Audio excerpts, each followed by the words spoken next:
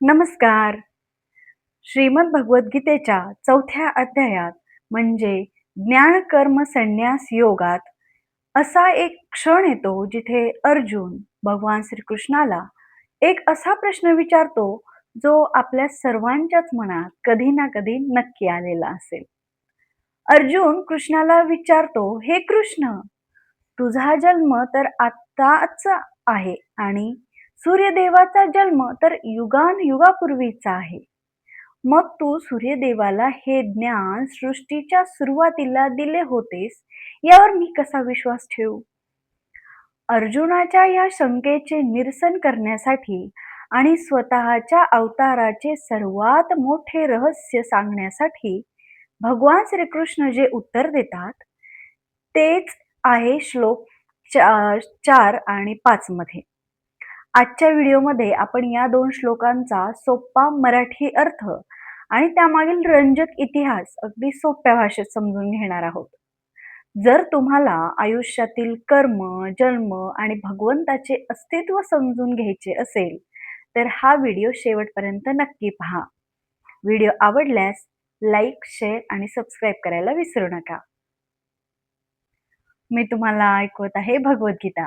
भगवद्गीतेतील अध्याय क्रमांक 4, ज्ञान कर्म संन्यास योग.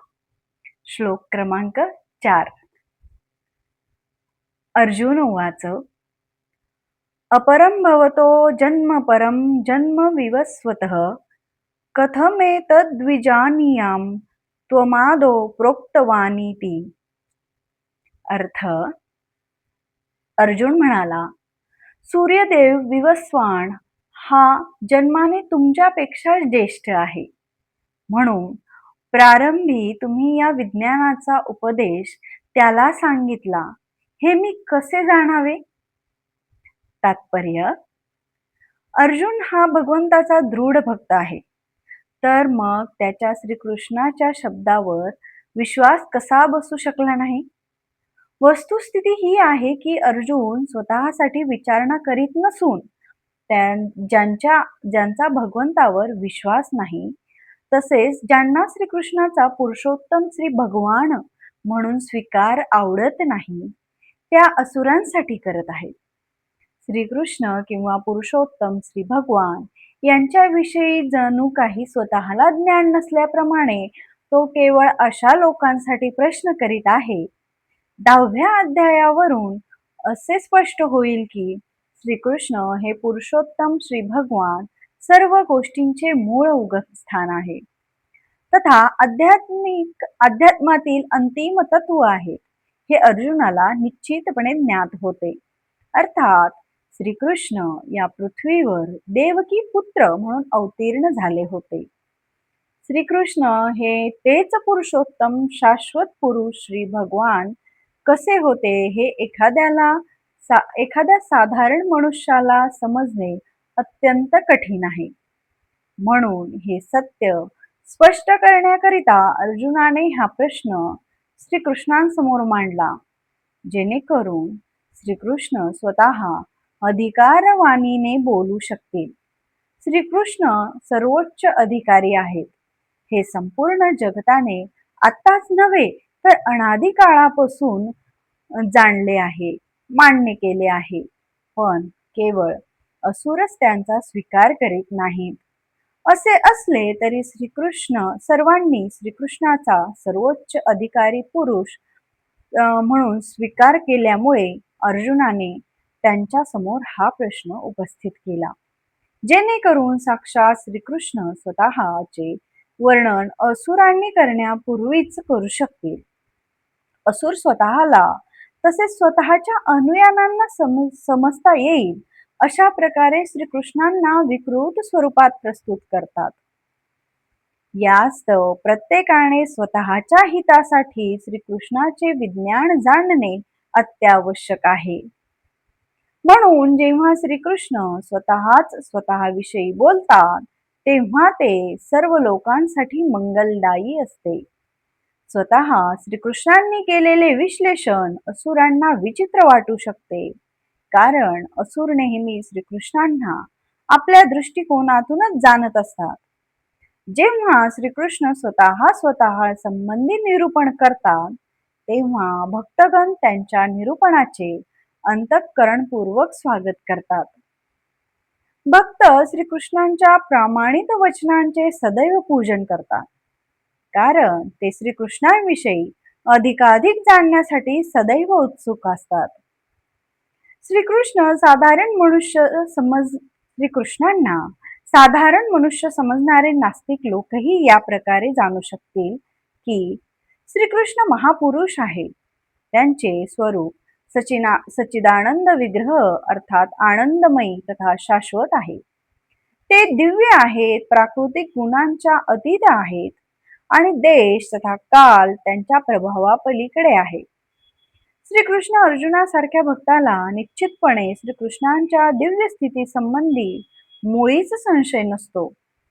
अर्जुनाने श्रीकृष्णांसमोर असा प्रश्न उपस्थित करणे म्हणजे श्रीकृष्णही साधारण मनुष्याप्रमाणे प्राकृतिक गुणांनी प्रभावित होत आहेत असे मानणाऱ्या लोकांच्या नास्तिकवादी प्रवृत्तीला एका भक्ताने आव्हान देण्याचा प्रयत्न केला आहे. श्लोक क्रमांक 5. श्री भगवान उवाच बहूनि मे व्यतीतानि जन्मानि तव चार्जुनः तान्यहं वेद सर्वाणि न त्वं वेत्थ परन्तपः. अर्थ, श्री भगवान म्हणाले, माझे आणि तुझे अनेकानेक जन्म होऊन गेले आहेत. हे परंतप, मी ते सर्व जन्म आठवू शकतो, पण तू आठवू शकत नाहीस. तात्पर्य, ब्रह्मसंहितेमध्ये आपल्याला भगवंताच्या अनंत अवताराची माहिती मिळते.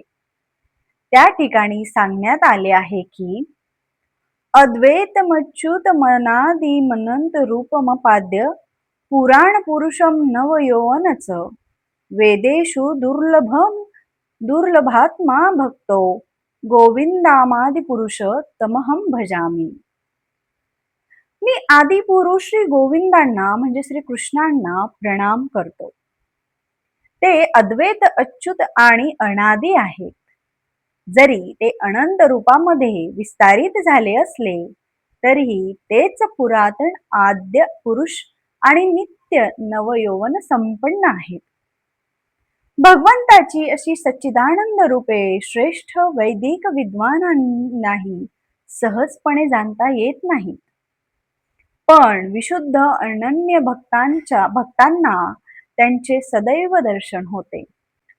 ब्रह्मसंहितेमध्ये असेही सांगितलेले आहे की रामादि मूर्तीषु कलानियमेन तिष्ठान नानावतारं करोद भुवनेषु किंतु कृष्ण स्वयं समभवत परमः पुन्मानयो गोविंदामादि पुरुष तमह भजामी.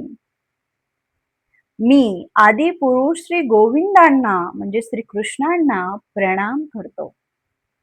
ते राम, नृसिंह तसेच अंशावतारामध्ये नित्य स्थित असले तरी ते स्वतः मूळ भगवान श्रीकृष्ण म्हणूनच जाणले जातात आणि व्यक्तिशः स्वतः अवतार धारण करतात.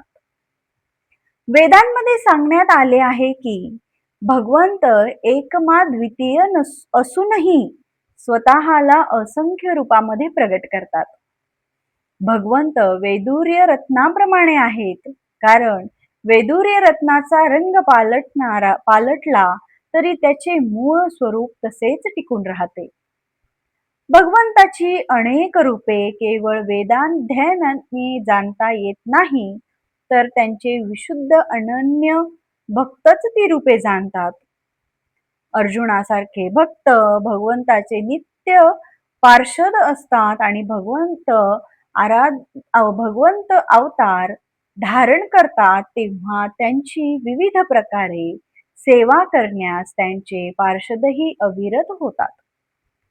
अशाच पार्षदापैकी अर्जुन हा एक पार्षद आहे आणि या श्लोकावरून कळून येते की काही लक्ष जन्मांपूर्वी जेव्हा भगवान श्रीकृष्णांनी सूर्यदेव विवस्वनाला भगवद्गीता सांगितली तेव्हा अर्जुन निरनिराळ्या रूपामध्ये तेथे उपस्थित होता.